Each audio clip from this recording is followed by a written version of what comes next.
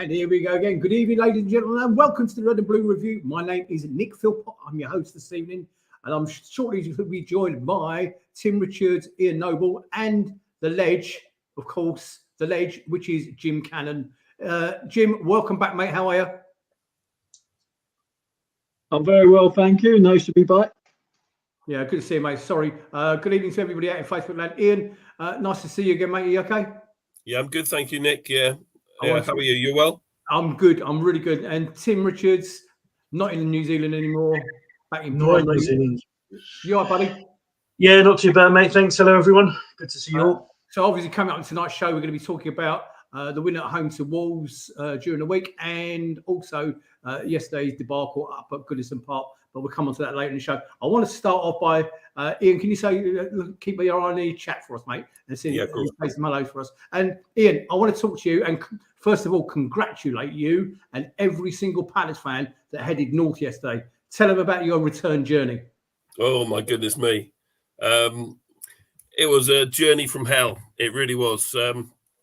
First of all, we actually had to walk from Goodison to Lime Street, which was 2.5 miles. Couldn't get a taxi.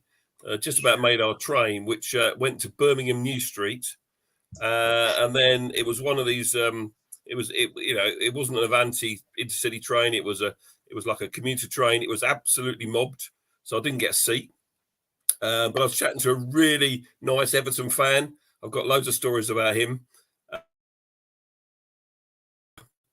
And then when we got to New Street, we found out that our connection at New Street had been cancelled. So I met a few other lads there that I knew, and then we decided we're going to jump on a Bournemouth cross-country train that went via Reading. So we jumped on that, met a few other nice people on that train, got off at Reading, and just about made the connection into Paddington.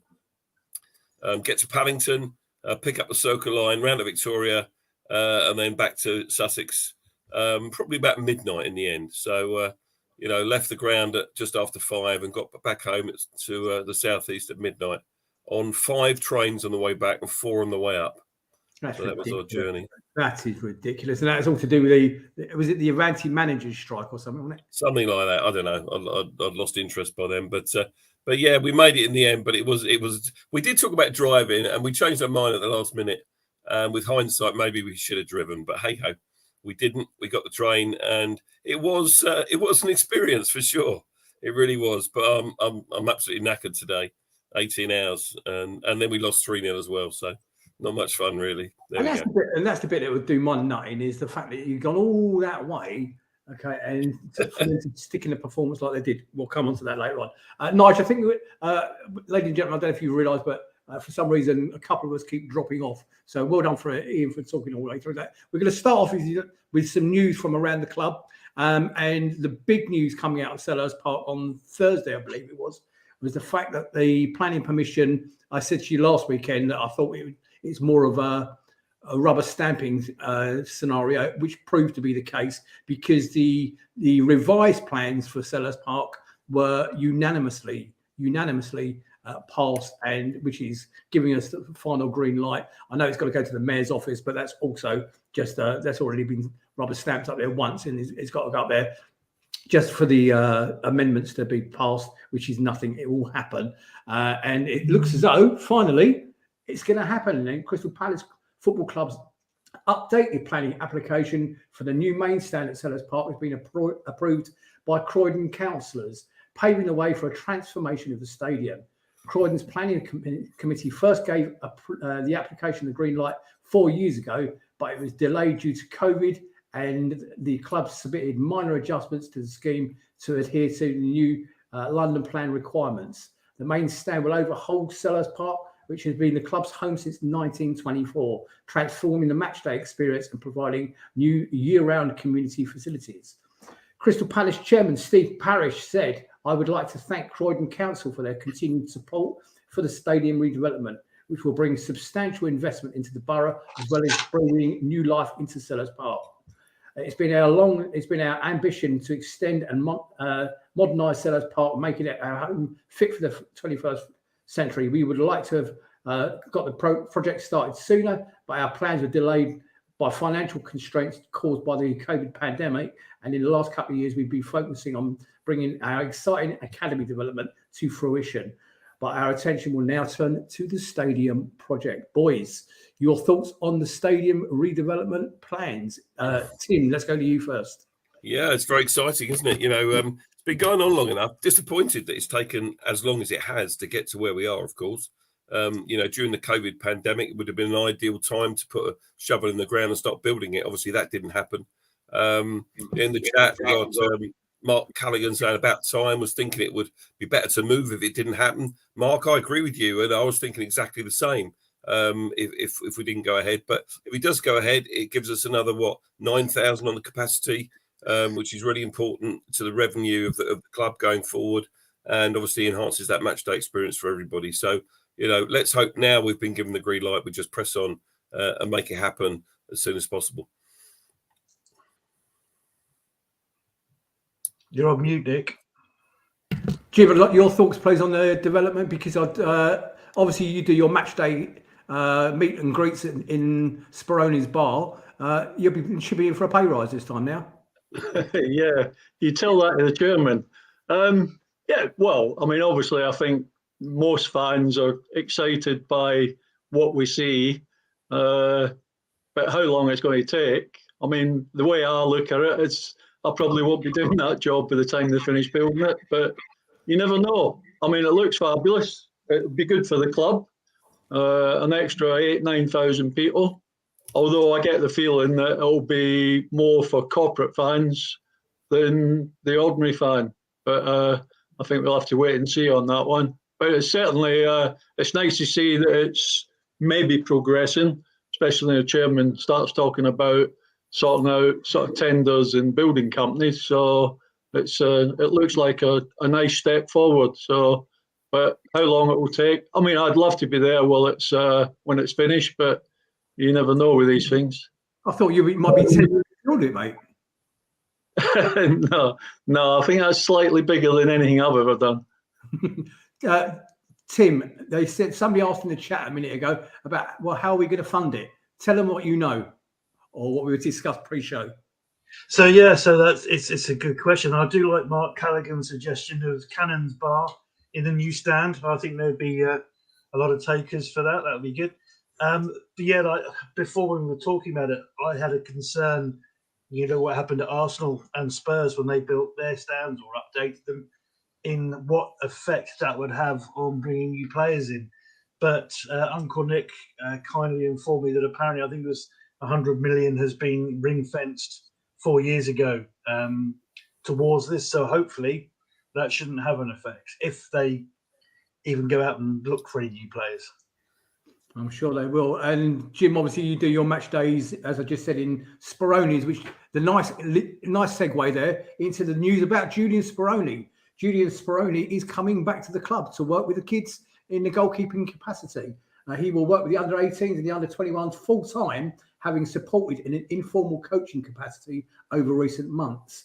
The club's most played goalkeeper joined Palace from Dundee in 2004 and went on to make 405 appearances in a remarkable 15-year period. 405, Jim. How many did you do, mate? 660. Yeah, you can get out of bed for 405 appearances. I would for the money he's on. He was named a player of the season, a record-breaking 4 times, including in his role in 2009-2010 survival season and our first campaign back in the Premier League. Big news. I think that's, I mean, there was a photograph. I don't know if you guys ever saw the picture.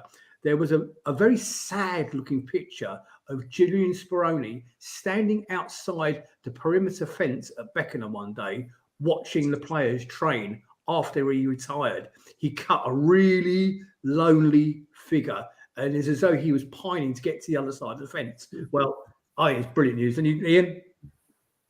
Yeah, I'm delighted. It's great, isn't it? And his wife, Marina, she's very active on social media with her paintings of Selhurst and Palace stuff. And, she's been talking a lot on social about Julian coming back to the club, which is, I think, how I first heard about it, not through the club at all. So it's great news. And he's really one of our own, isn't he? like Jim is, of course, and it's really good that he's doing what he's doing. Okay, and talking about one of our own, Wilfried Zaha, the Patrick Vieira drops a little bit of a hint that maybe, just maybe, there's something going on, or likely to be something going on regarding his contract, which we all know expires in June. He's free, he's a free agent to talk to other European clubs come January. Obviously, we know how what we feel about him. We know he's got the club in his veins. The reporter asked him a question. Okay, this is Vieira. This is what he went on to say. No, it's not an issue at all. Wilfried knows what the club think about him, and we know what he think about the club. There will be a discussion taking place, but for myself and for the club, what is important is for him to play at this level and to be consistent and to help those young players around him to grow, and we will see what will happen. I know his contract is up at the end of the season, but with his performances like that and the leadership he's showing on and off the pitch, which I think is really an important point to discuss, he's a valued member of the team. He's now a senior member of the playing staff. Jim, from your perspective, and you were a senior member of the playing staff for many years, front and back of house. How important would your role be, or Wilf's role be, for the youngsters like Elise and Eze and so on and so forth? Well, very important in the sense that you've just said he's a senior player. He's played loads of games at that level, and you've got these young lads. And I think his performances and the way he's working at the moment can only brush off on the young lads like Eze and Elise. He's got a lot of knowledge of the Premier League, and he's doing exceptionally well for us at the moment. And people, lots of the players in the team will be looking up to Wilf. At times when they want things done, they'll look, give the ball to Wilf, we'll get something out of him. But yeah, I think just by the way he goes about things, sometimes he gets a bit distracted and he looks as if he's sulking a little bit. But that was probably more last year than this year. And if he did that in front of younger players, it might brush off a little bit. But a great example for the young players at the moment. And I'm not so sure about Patrick's words were anything intentionally saying that he's going to stay. I think he said that any other manager would say, we'd love to keep him, but we'll see how things go. Personally, I'd love to see him stay, but a free agent and the money that's on offer these days, and I think he's shown that with better players, he's a much better player himself.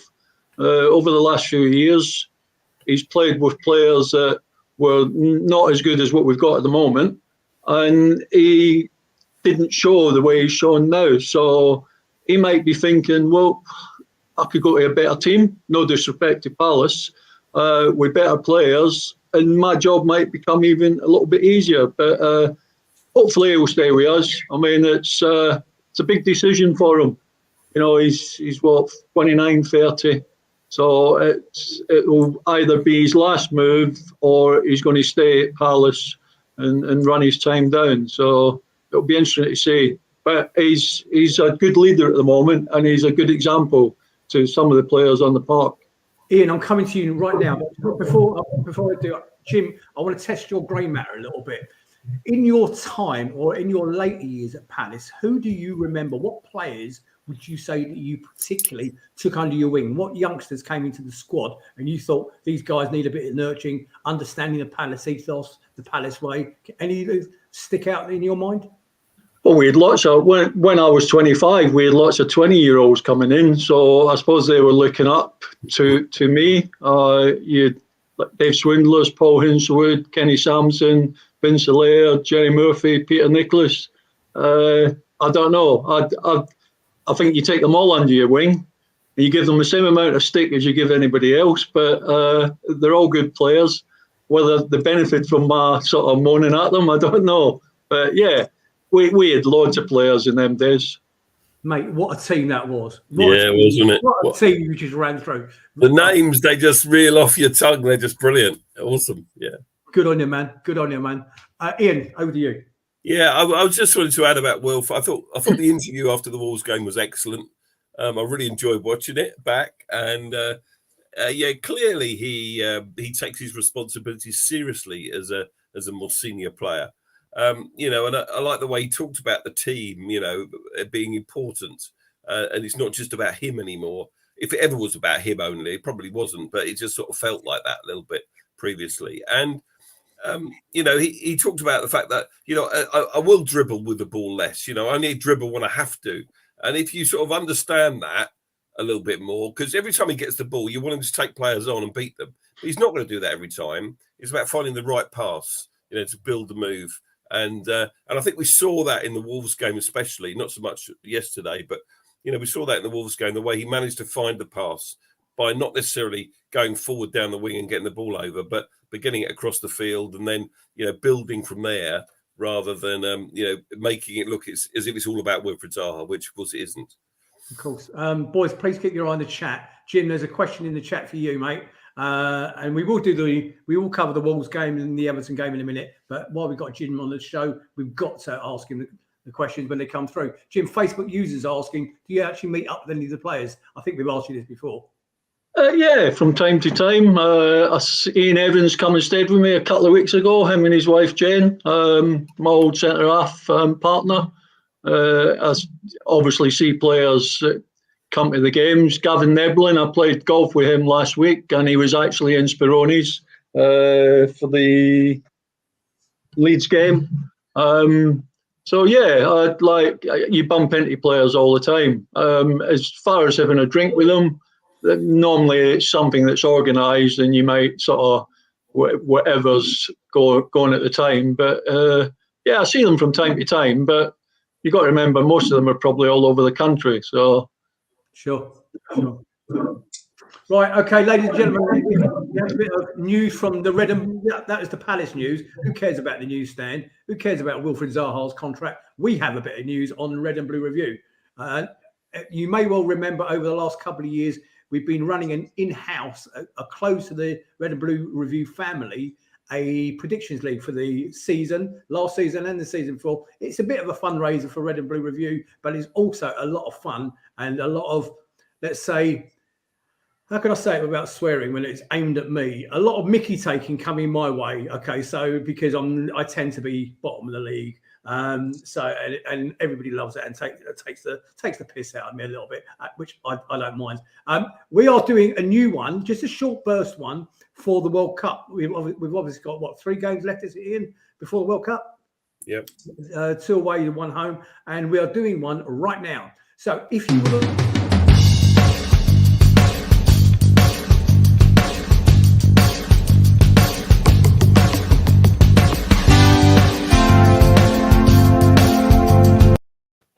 There you go. Very simply, chuck in your email address at the bottom of the screen. Okay, right now, message any of us or put it in the chat right now. We'll pick it up after the show. And what will happen? Your email address, it stays completely in-house. It doesn't go out on social media. It's just staying here with us. Okay, and what happens is Ian Lyons will then email you probably sometime tomorrow with a joining sheet. And all you got to do is fill out your details, your name and everything else. Pay him the 20 quid. Which is your joining fee. There's cash prizes through the tournament. I think it's cash prize. I can't remember. Cash prizes through to the quarterfinals, cash prizes through to the semi-finals, and obviously an overall winner at the end of the tournament. So get on board. Stick your email in. See, Tony Nichols has already done it. Thank you, Tony. Red and Blue Review. That's red, then the capital N, Blue Review at outlook.com. Red and Blue Review at outlook.com. Or stick it in the chat right now, and we'll pick it up at the end of the show and pass them on to Ian. Ian has sent it out. Expect an email from him tomorrow. Please respond to that email, because once you're in, and we're going to have a little bit of fun with it, okay? So, as I say, most of it's at my expense, but I don't care. Right, so, boys, have I captured everything? I think I've captured everything. Let's move on to the game on Tuesday evening. Before before Ian goes into his notes, I'm going to throw a little bit of, we'll do that a little bit later, mate. I'm going to throw in a little bit of concern. I've got a little bit of concern creeping my way, and it will all become evident during the course of the show that we keep coming back from being a goal down to win the home games, and B, we can't win away. Okay, little bit of concern that those two subjects don't seem to be addressed. I do take into account that yesterday, of course, Decore was missing, and he's a pivotal part of our midfield. I get that. Okay, I also take it that the manager wasn't back so much in the transfer window.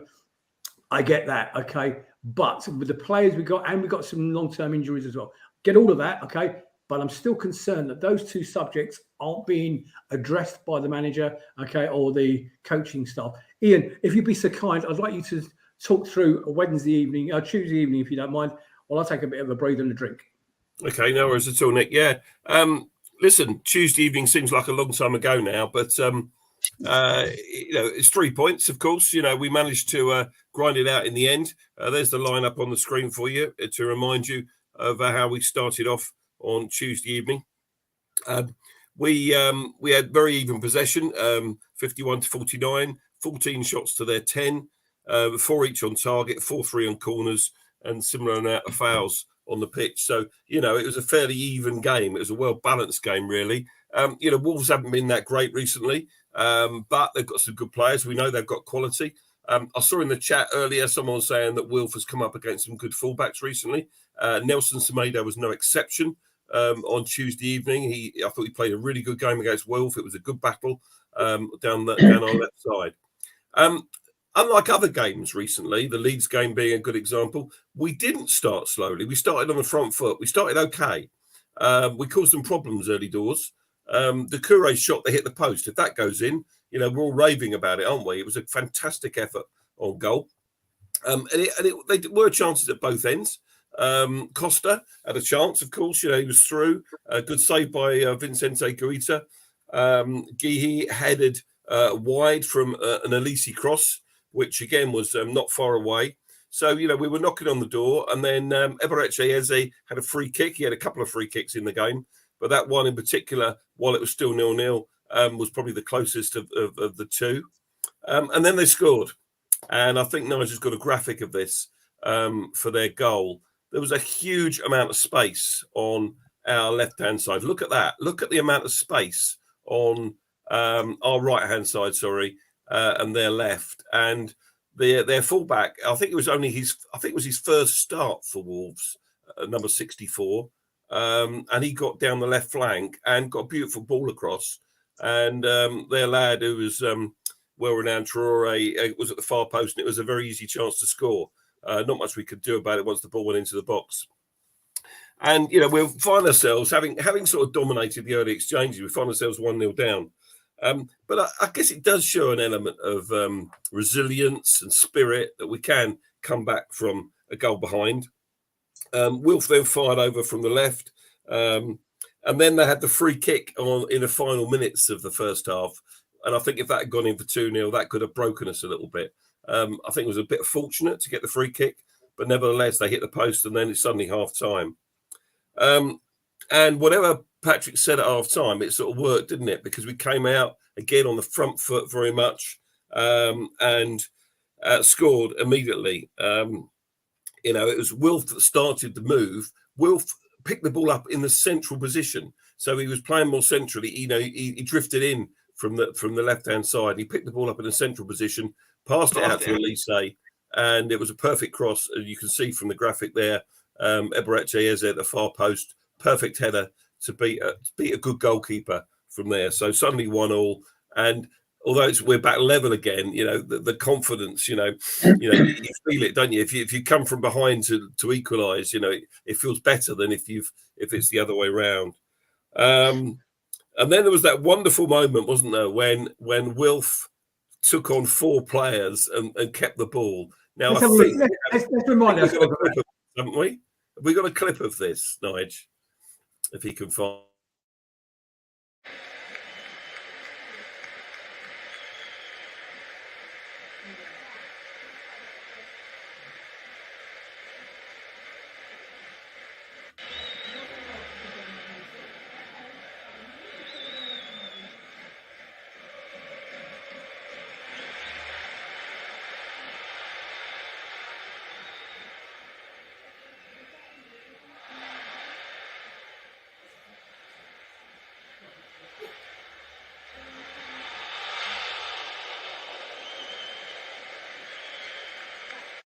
And close. if that goes in, that would have been a worldie. And they've talked about the season if that goes in. What yeah, a fantastic effort. They would have talked about it for about 3 seconds on Match of the Day, wouldn't they? Yeah, who knows? But that was just a brilliant move, wasn't it? It was great to see, and it was so close to going in. And then we score. Again, it was Eze and Edouard was involved. It was a beautiful ball from Eze, actually, down the left-hand side to play in Odsonne Edouard, who pulled it back for Wilf. Central position again, and, he got into the right position. Never going to miss from there. 2-1 on the 70th minute. And we saw the game out. So, they did put a bit of pressure on. They had one chance, didn't they? I think it was offside anyway when their centre-half missed an open goal virtually in the dying seconds. But, really pleased with, was this in the Wolves game? This is, they reckon they call for handball here with this, but not handball for me. So, Ian, hold that thought. Yeah. From a defender's point of view, Jim, to you, was that a handball? Of course not. It's at his knee. Look, even if it's his knee, where can he put his hand? We're like they've got this thing now that you got to put your arms behind your back, and then they turn round and say, if you like where his hand is now, they try to say that's in an unnatural position. Surely the hand behind the back is the most unnatural position going when it comes to defending. So no, I don't think that was penalty at all. No, I mean his hand by his knee. Where's he going to put it? If he puts it out wide, that's going to be a penalty. So he can't get it any further. You can't play football with your hands behind your back. These idiots that keep saying his hand was in an unnatural position when he's jumping for the ball. You've got to use your arms to jump for the ball. Again, I've always said it. The idiots that make the rules have never kicked a ball in their life.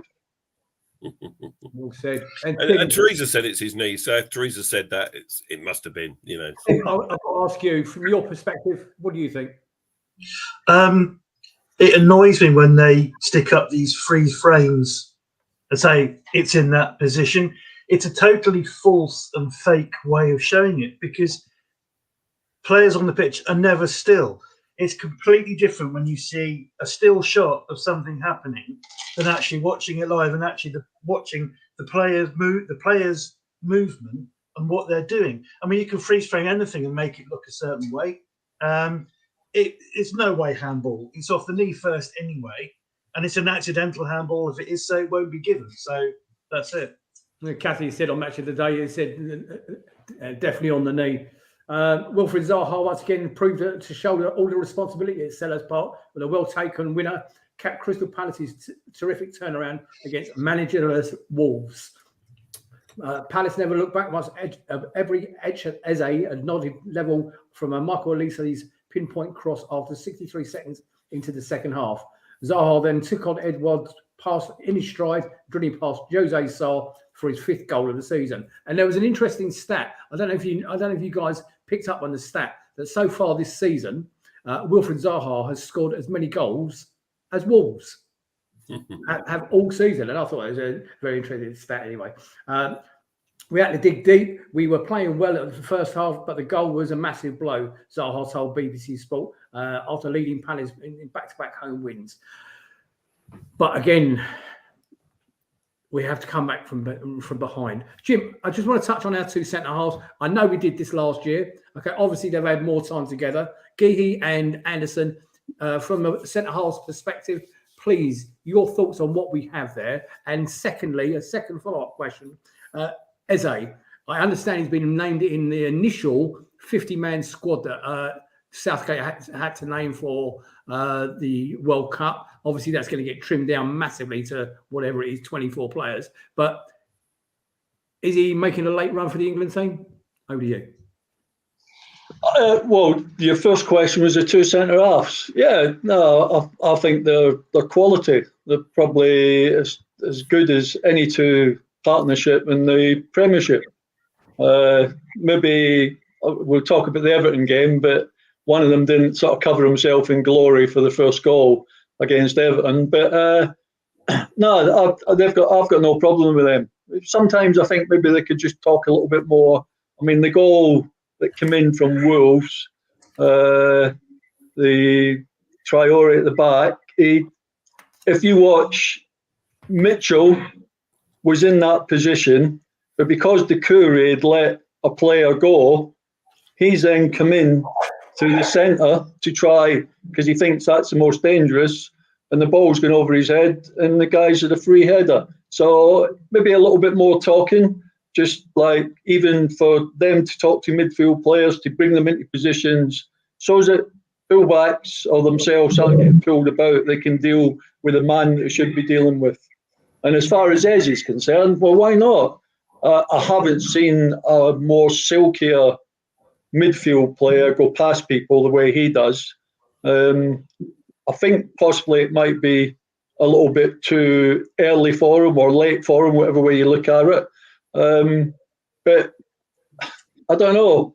I don't know if Gareth Southgate is like Patrick Vieira. I mean, Patrick's playing a lot of skillful players at the moment, as opposed to the last manager who was more defensive minded. And I think Gareth's a little bit like that. He's a bit more cautious in who he picks, but it wouldn't surprise me if he went, but I think it might just be a little bit late for him. Okay, Tim, can you have a look at the chat for us, Tim? Have you got anything? And got Ian while Tim's having a look at the chat.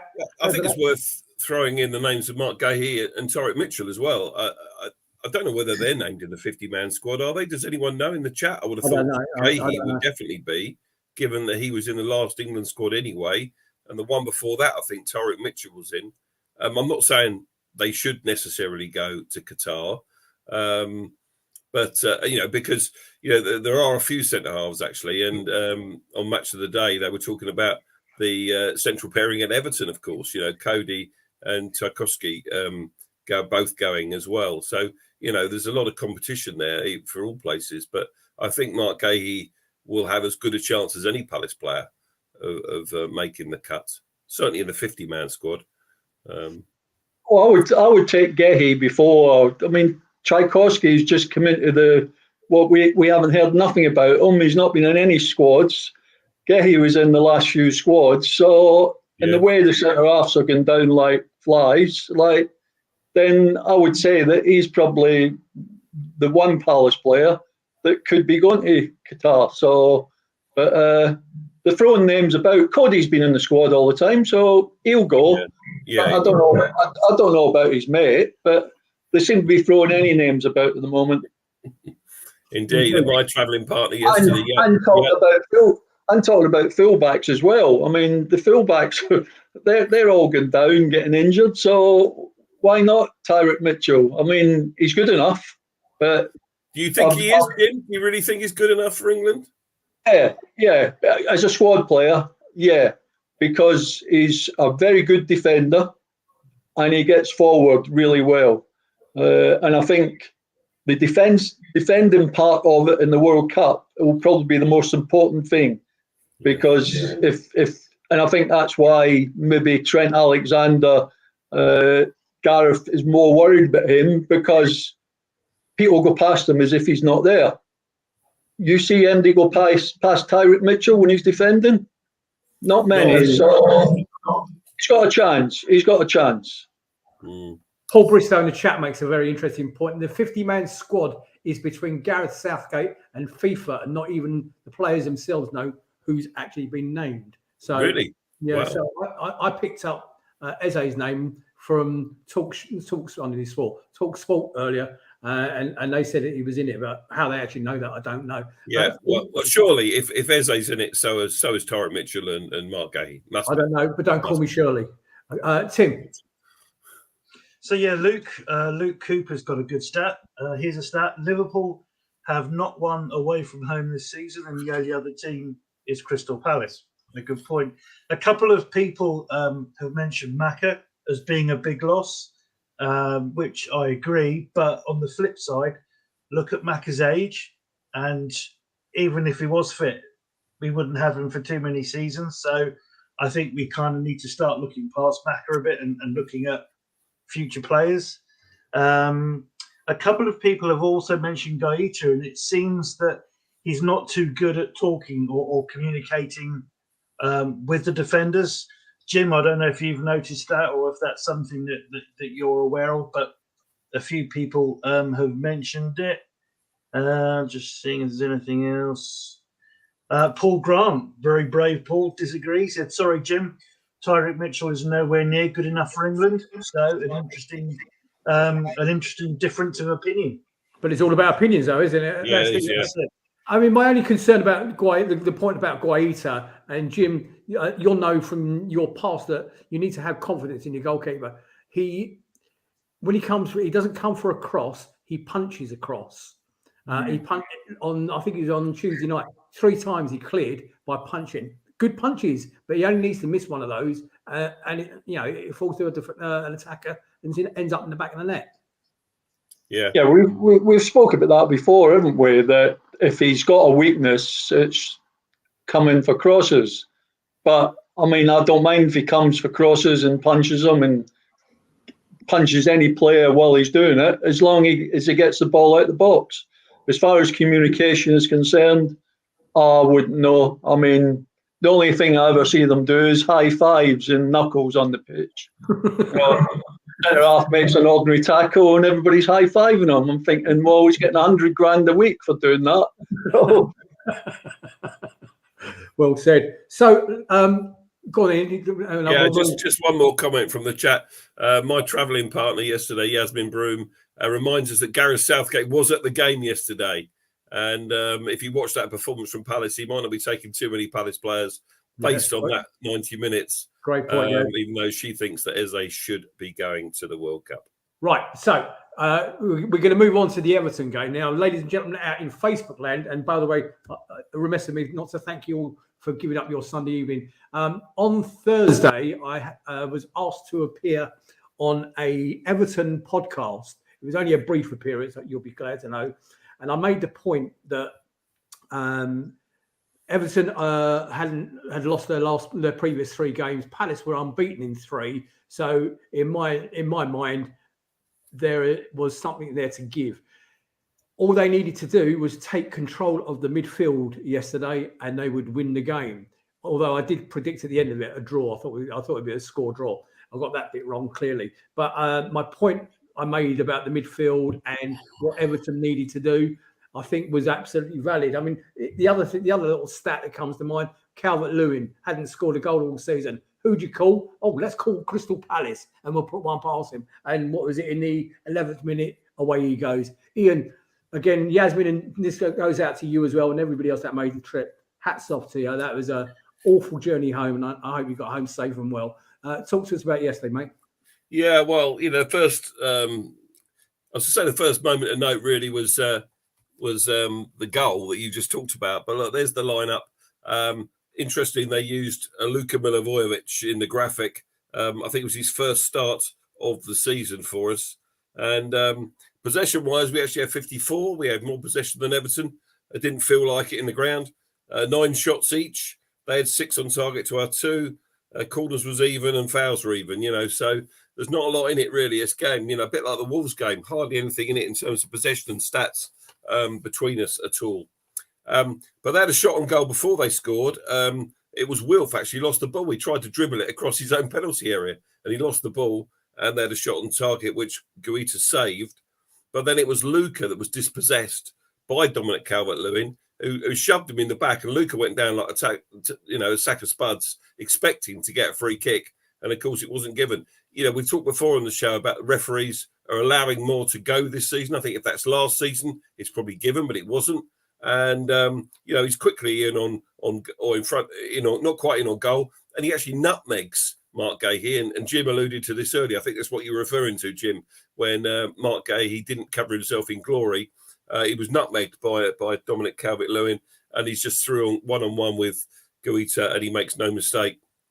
He can't believe he thinks all his Christmases have come at once. We had a few efforts in the first half, not very good ones. Luka fired a shot wild over the bar. Gordon had a shot that Guaita saved, tipped over the bar, and Zaha's shot was an easy save for Pickford. Didn't really get hold of it. And that was the first half.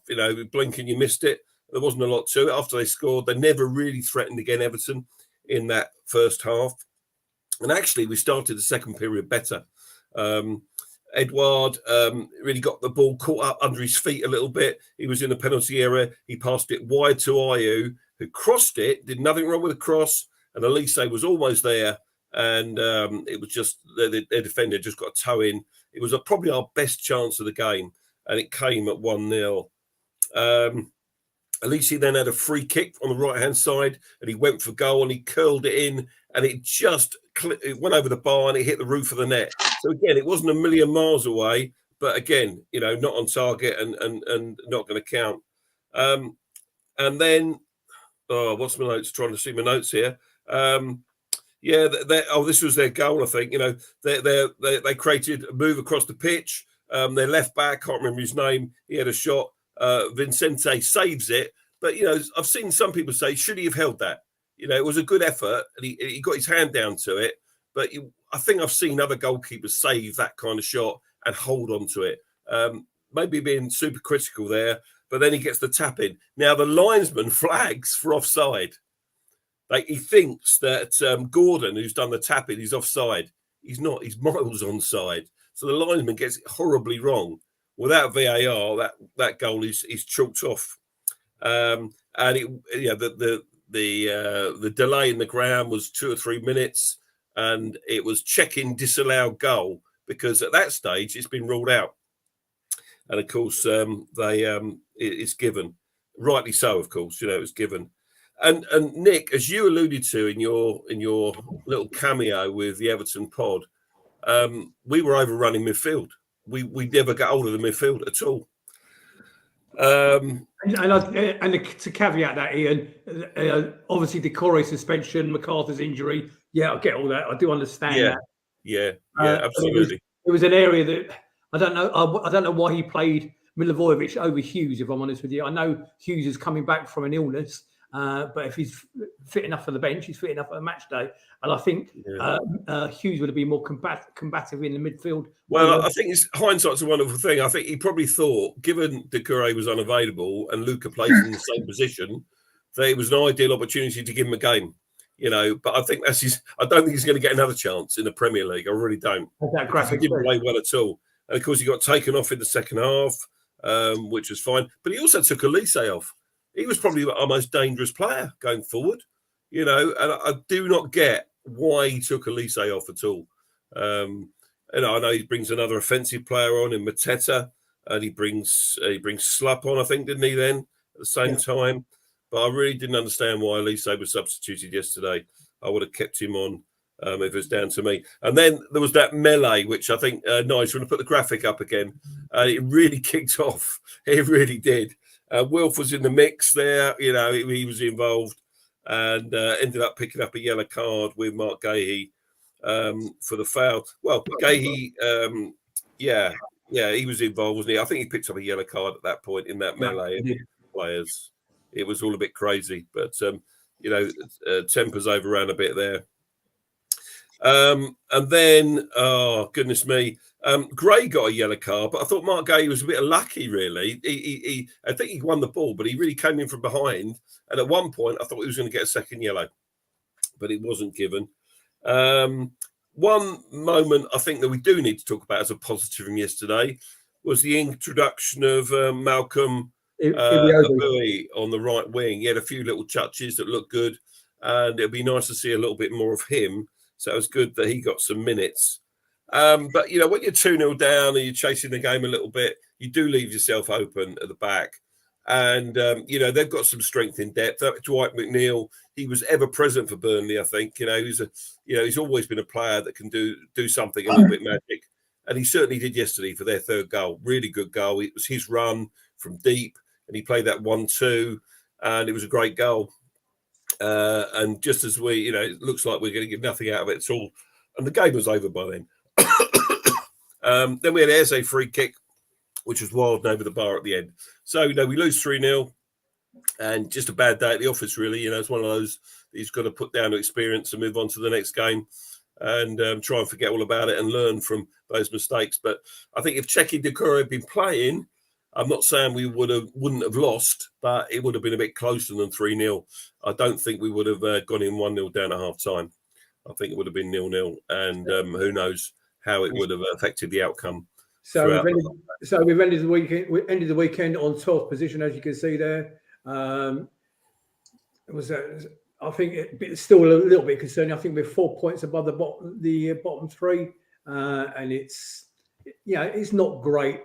Jim, just give us a quick overview yourself. What did you think of yesterday's performance? Did any of them turn up? Well, no, we didn't play well. We didn't play probably as well as Patrick would have liked us to. I think we gave them 2 goals. You've already alluded to Luca getting caught on the ball. I only saw highlights of it. I don't think for a minute it was a free kick. Strength knocked him off the ball, and it went out and then come back in. And I don't know what Mark Gay was doing. Somebody tied his laces together by the looks of it, and he got round the back of him and scored a good goal. And I definitely think the goalkeeper was at fault for the second goal. So that's 2 mistakes that you could have gone in like the last half hour, still 0-0. But we did miss the Curry. I mean, I think the guy is proven to be one of the best buys that we've probably had. He's got everything. He's tackling, his work rate. He's got to grips with the pace of the Premiership now. But I do question Patrick Vieira playing 3 midfield players away from home, and 2 of them are really attacking players. Put the left winger in on that, and even Ayew. I think we need to be a bit stronger in the middle of the park. So sometimes maybe either play 4 across there. I think you're asking a lot of Eze and Elise to be proper defenders in the middle of the park. They're very much flair players. Don't get me wrong, they work hard, but they lack experience as well in that particular area. And I sometimes think maybe play 5 across the middle, 1 up front. You can still break from there. Play 4 across the middle. I just think it's a little bit too open. It's against certain teams, and Everton are struggling a little bit. They lost the last 3 games. A home team, they've got a big crowd. They're a decent side, and maybe tactically we weren't right. And I agree. And on that subject, thank you, Tim. I'm coming to you because tactically, Mark. By the way, Mark Callaghan in the chat, Jim said a couple of caveats in that I definitely think Vieira is the right man for the job. I love what he's doing, and he has alluded several times that he thinks we're a few players or a couple of players short from where he'd like to be. But I do have concerns that too many times now we've started slowly, or too many times the squad doesn't seem to be going out onto the pitch and doing what he wants them to do. I wonder if there's a breakdown, or I wonder if the communication isn't quite right. Do the players need to take some responsibility for that? But it just concerns me. It's happening too often, and we're only 4 points above the relegation zone. And if you look at the percentage, the win, lose, and draw percentage for Vieira against some of the other, as is now on the screen, the draws are the big one, the percentage draws. But how much of it is the lack of players? How much is it he's not communicating, or the team isn't picking it up? But something has to be. We keep being told it's the best team we've had for years. It's the most attacking team. It's this, it's that, it's the others. But a lot of games, if you look, how many saves do the other keepers have to make? Or quite often, not that many. And quite often, as Jim said earlier on, especially this season, a lot of games were starting really slowly. And it's taken a telling off, should I say, at half time to get the team going. Now, once, twice, all right, it happens. Yeah, everyone has off games. But it just seems with the team we've got, even with the injuries, something isn't gelling, or it's not, something this season isn't, to my mind, going quite right. I don't quite know what it is, but as I said, I still think Vieira is the man for the job, but something's not quite right there.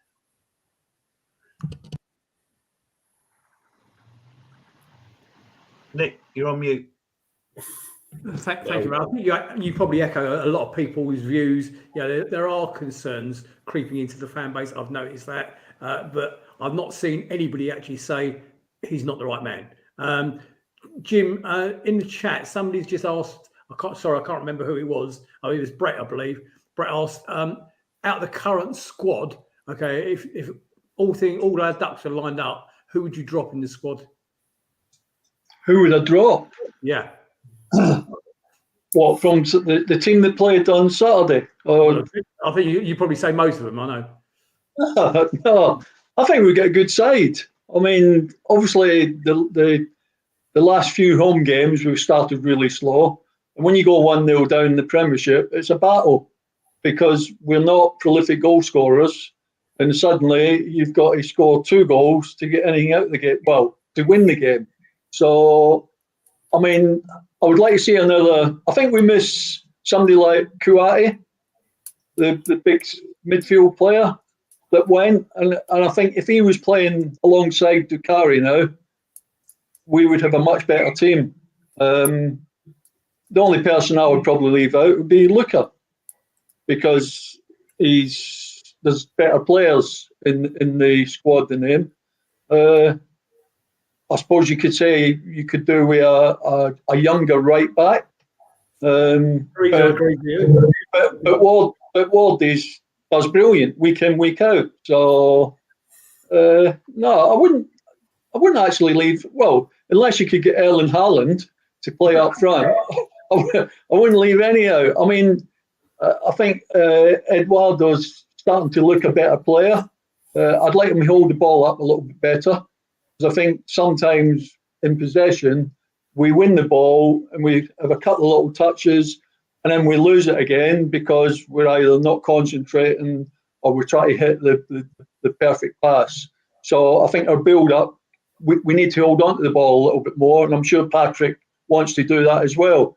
Rather have 2 or 3 more passes to get the ball in, rather than try to hit that perfect pass all the time. But yeah, it's hard to say who you'd leave out, because we look a good side, but we need another experienced midfield player. I mean, if we had Maka and Dukuri playing now, then obviously Ayew or Elise, one of them probably wouldn't play on a regular basis, but they would be important members of the squad. So I think the midfield needs to be a little bit better. I think that's where we fall down. We don't get, even at home, we don't get a grip of the game. We do in stages where we look good and we got the 2 lads like Eze and Elise get the ball and they go at people, but it's fleeting. It's not consistent. It's not on a sort of 30 minutes out of 45 minutes where we're on the ball and we're passing it. So I do think I would like to see something else in the middle of the park along the lines of Maka. Yeah, and I think I kind Ian, I'm coming to you next. Tim had his hand up first. Tim. Yeah, just following up. I mean, Teresa's comment about, we are such a fickle fan base. I don't think that's fair. It's not a fickle fan base. I think we're entitled to pull up. If this was 2 seasons ago under Hodgson, there'd be a lot of comments about it. There'd be a lot of people talking. I do find, and I do pick up that it seems to be, you can't criticise Vieira, or you can't question his decisions, or it's Vieira. I think that's wrong. I think you have to. I think when you see something like that, I think we're perfectly entitled to raise concerns or to raise observations. It's not a fickle fan base. It's the opposite, because you want things to get better. You want things to improve. You want to see your club progress and play better football and get better. And we have, but it's just at the moment there seems to be something not gelling. That's all. Okay. Well, in the next couple of weeks, Teresa, I'm going to get you and Tim and lock you both in the broom cupboard, and you can bash it out amongst yourself. And Tim, I know there'll only be one winner, mate, and it ain't you. Ian. Yeah, I mean, from my part, who would we replace? We need an upgrade at right back. Okay, let's be clear. We need an upgrade at right back. We need a creative midfield player. We've never properly replaced Conor Gallagher from last season. We need someone that can create a midfield, box-to-box type midfield player. And we need a goal scorer, a proper goal scorer. Now, I don't think Edouard's the man. I don't think Mateta's the man long term. We need someone else in that is a it really does know where the goal is. Now, I've watched a lot of football recently. I thought the coverage on Amazon last week was fantastic. I watched the Fulham game on Thursday night. I thought Mitrovic was brilliant. He had about 6 or 7 good opportunities. He only got his penalty. He only got the 1 goal. But he was in the right place at the right time all the time. And he was unlucky not to have had a hat-trick. I haven't seen the goals today, but he scored again today. He scores every bloody week, that bloke. If we had a Mitrovic or even an Ivan Toney in our team, then I think that would make a huge difference. We need a proper goal scorer that, really does know where that goal is. And I don't think Edouard and Mateta are those players. I really don't. Fair enough. We're going to go on in a second, just have a quick look at all the other teams at the club and just see how they did over the weekend. Jim, I know this is a Crystal Palace podcast, but you mentioned him a minute ago, and I want to ask you your opinion on that animal that is Haaland. Okay, tell me what that bloke is. I mean, the guy is a monster, and he not. He's a freak, isn't he? He don't belong on this planet. I mean, how many goals he got? He only needs about half a dozen more goals, and he's got the golden boot from last year, isn't he, or something? Yeah. I didn't realise. I mean, you only see him in fleeting things on the telly when he was playing at Dortmund. He scored a lot of goals, and you see highlights. But his movement and he's grease lightning. I mean, for a guy that's watched before, the quickness of him over 10, 15 yards is just scary. And the goal he got yesterday, let's face it, the lad Webster's a big old centre half, and he just barged him out of the way and put the ball in the back of the net. He's on another planet, that guy. He's on another planet. Absolutely. Do you know what the sad thing is, Jim? The sad thing is he's not going to be at the World Cup, which is crazy, isn't it? Isn't that crazy? Yeah, well.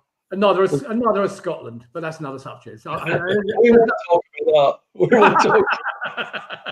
Come on, Nigel. Let's have a look at some of the results from around the club. So this is the ladies. Sadly, went down 3-0 away at Bristol City. I think Bristol now are top of the league. They're a pretty decent outfit, as you can see. What it does go to prove, I've been to see the last 2 Palace women's home games, and we lost both of those. I'm glad I didn't go to see the Bristol game, so clearly it isn't just me. They're on a poor run of form at the moment. The under-21s, this is a good result. Away at Man City, held them 3-3 away, which is a particularly good result. How are they doing, Nige? As you can see, Palace are top of the league with Man City sitting in second place. So the under-8, they're doing really well. What else we got, Nige? Hang on, I'm coming to you next. And the under-18 got stuffed away at Leicester City 5-1. They're going through a bit of a rough patch at the moment, but they are still second in the league behind West Ham United, so not so bad. Are we done? Nigel? There you go. Jim? What? Hello? Yeah, I thought you had your hand up. No, I was having a little scratch. Was it in an unnatural position? It was in an unnatural position, yeah. It was an unnatural position. I get a yellow card for that. Right, ladies and gentlemen, I think we're going to wrap it up there. It's been... Go on in. No, we're not. No, we're not. Ian, over to you. Yeah, we just we haven't done this for a little while, but we thought we'd just get the competitions out. So we've got Super 6 going this season for Red and Blue. There's Red and Blue Review Super 6 League. And Nigel Croucher, who's our producer, is top of the Super 6 League. And I have fallen like a stone into 8th place. So there's your top 10.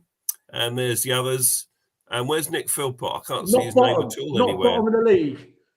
Oh, yeah, you are. 29th, mate. Yeah. Bad luck. Out of 32. Yeah. No change, Gordon. So congratulations, Nigel, top of that league at the moment.